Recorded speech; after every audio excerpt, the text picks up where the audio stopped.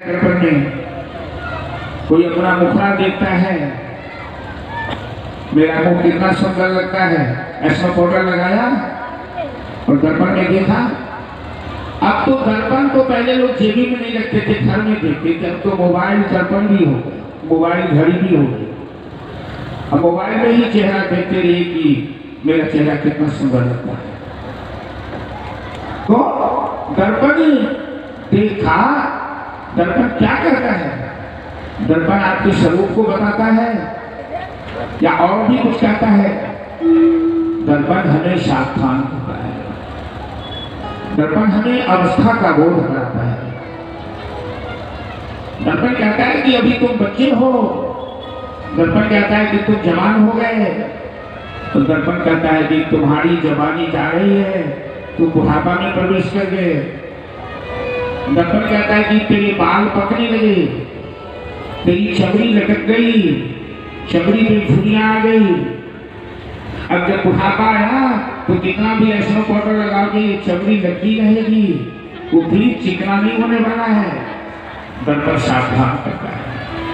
दशरथ जी दर्पण देखे, बुढ़ापा का लक्षण देखे, बाल पकने लगे, दाढ़ी पकने लगी, सर का मुकुट टेढ़ा हो गया, तो दशरथ जी समझ गए कि ये बुढ़ापा का लक्षण है। ये दर्पण कहता है कि बुढ़ापा आ रहा है, अब चलने की तैयारी कर, अब दुनिया की जवाबदेही अपने बाल बच्चों पर सो और भजन में लग जा, परमात्मा में लग जा।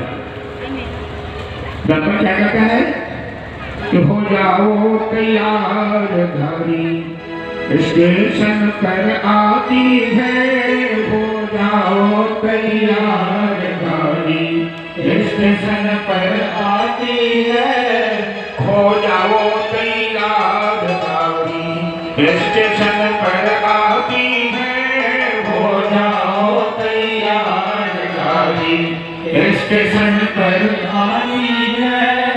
राम नाम का टिकट कटालो, एक नाम का टिकट कटालो, एक जाति एक आती है, हो जाओ तैयार, गाड़ी स्टेशन पर आनी है, हो जाओ तैयार, गाड़ी।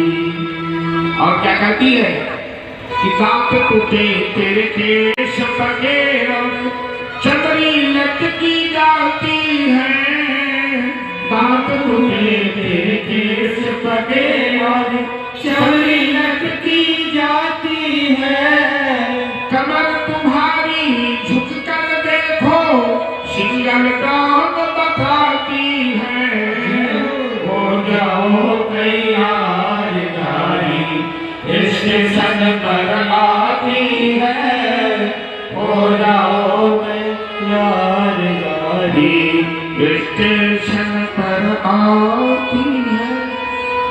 तो दांत टूटे, चमड़ी लटक गई, केश पकने लगे, तब क्या करना चाहिए कि दुनिया की जवाबदेही अपने बाल बच्चों पर, बहू बेटियों पर सौंप कर भजन में लग जाना चाहिए, दान में लग जाना चाहिए, तीर्थ में लग जाना चाहिए, आगे की तैयारी में लग जाना चाहिए।